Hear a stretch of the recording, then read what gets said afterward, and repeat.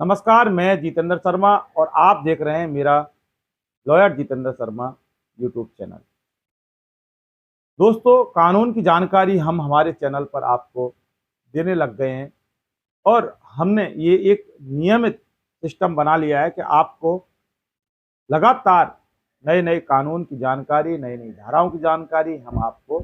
लगातार देते रहेंगे और देते चले आ रहे हैं और भविष्य में भी हम आपको जानकारियां देते रहेंगे। इसलिए आप हमारे इस चैनल को सब्सक्राइब कर लें और नीचे जो बेल आइकन घंटी है उसको जरूर दबाएं। आज के इस कानून की कड़ी में डोमेस्टिक वायलेंस एक्ट 2005 यानी कि घरेलू हिंसा से महिलाओं का संरक्षण अधिनियम 2005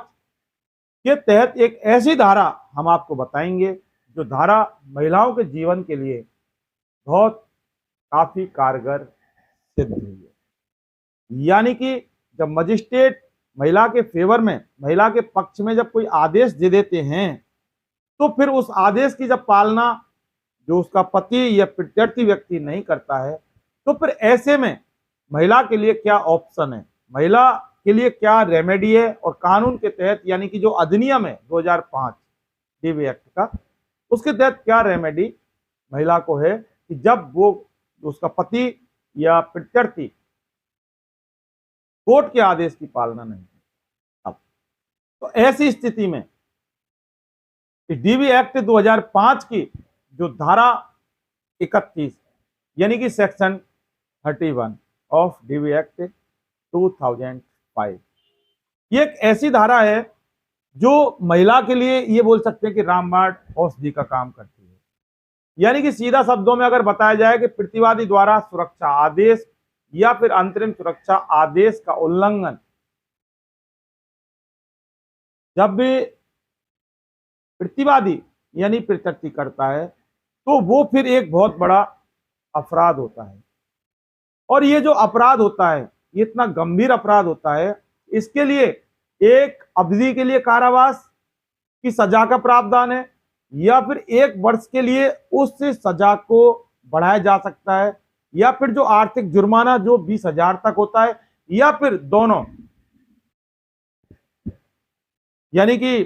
सजा और आर्थिक सजा। तो इस तरह से सेक्शन 31 के अंदर ये प्रावधान है जो महिला के लिए एक बहुत सटीक कानून के तहत इस अधिनियम में दी गई है। क्योंकि क्या होता है कि कई बार मजिस्ट्रेट आदेश कर देते हैं और आदेशों की पालना उनके पति या प्रत्यर्थी होता है वो नहीं करता। तो ऐसे में महिला एक मायूस हो जाती है कि जज साहब का जो आदेश है अगर उसकी पालना नहीं होगी तो फिर ऐसे में महिला क्या करेगी। तो फिर महिला ये सोचती है कि आखिर इन आदेशों की जब पालना नहीं होगी तो फिर ऐसे में जो हमने ये केस किया है डोमेस्टिक वायलेंस का तो इसके मायने क्या रहते हैं। तो मायनों को लागू करवाने के लिए, मायनों को मनवाने के लिए घरेलू हिंसा से महिलाओं का संरक्षण अधिनियम 2005 की धारा 31 ये जो कोर्ट के आदेश हैं उनके उल्लंघन पर ये लागू होती है। लेकिन इस धारा के तहत एक ही प्रावधान है कि ऐसे में जो अंतरिम सुरक्षा जो आदेश होता है या सुरक्षा आदेश होता है तो उस सुरक्षा आदेश की पालना नहीं करने पर ही ये धारा लागू होती है, बाकी अन्य पर नहीं होती है। अन्य का मतलब जो मौद्रिक आदेश होते हैं, मुआवजा आदेश होते हैं, तो ऐसे में जो कानून की मंशा है यानी न्यायपालिका की जो मंशा है वो सीधा सीधा ये कहती है कि भरण पोषण का आदेश का जो पालन ना करने पर ये धारा लागू नहीं होगी, भरण पोषण का आदेश। क्योंकि ऐसे में जो कानून का जो उद्देश्य है वो कानून का उद्देश्य कहता है कि पीड़ितों की सुरक्षा, पुनर्वास और उत्थान के लिए ये धारा काम करती है। क्योंकि मौद्रिक आदेश को लागू करवाने के पीछे सिर्फ आर्थिक सहायता का प्रावधान होता है। तो ऐसे में जो प्रतिवादी है उसको कैद करना उचित नहीं होगा। ये फाइंडिंग होती है न्यायपालिका की कि सेक्शन 31 सिर्फ संरक्षण यानी प्रोटेक्शन जो ऑर्डर है उसकी पालना नहीं करने पर ही लागू होगी। देखो फाइनेंशियली यानी कि भरण पोषण जो कोर्ट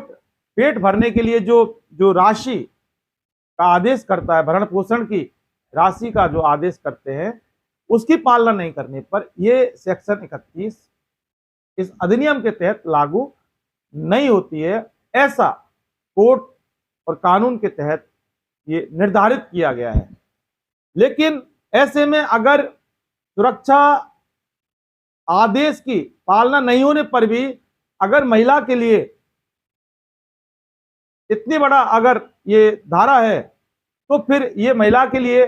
बहुत बड़ी चीज होती है, क्योंकि इसकी पालना नहीं करने पर एक अवधि के लिए कारावास, उसको 1 साल तक बढ़ाया जा सकता है, या जुर्माना जो कि 20,000 तक का होता है, या फिर दोनों। ये इतना बड़ा अपराध है कि ये सजा उसके अंदर मिलती है। तो कहीं ना कहीं होकर ये जो सेक्शन 31 है, महिला के लिए या पीड़ित व्यक्ति के लिए या परिवादिया के लिए घरेलू हिंसा से महिलाओं का संरक्षण अधिनियम 2005 के तहत ये बहुत राहत की धारा है। इस धारा से महिलाएं पूरी तरह से अपने आप को सुरक्षित महसूस करेंगी, करना चाहिए और करना होगा। दोस्तों, आपको ये हमारे कानून की जानकारी कैसी लगी, ये आप हमें कमेंट बॉक्स में जाकर जरूर बताएं, और आगे आप किस कानून की जानकारी आप हमसे लेना चाहते हो और किस कानून की जानकारी पर आप वीडियो हमसे बनवाना चाहते हो, वो आप कमेंट बॉक्स में जाकर जरूर बताएं, जिससे कि हम आपके बताए हुए उस कानून की जो जानकारी है उस पर जरूर वीडियो बनाएं। फिलहाल के लिए बस इतना है।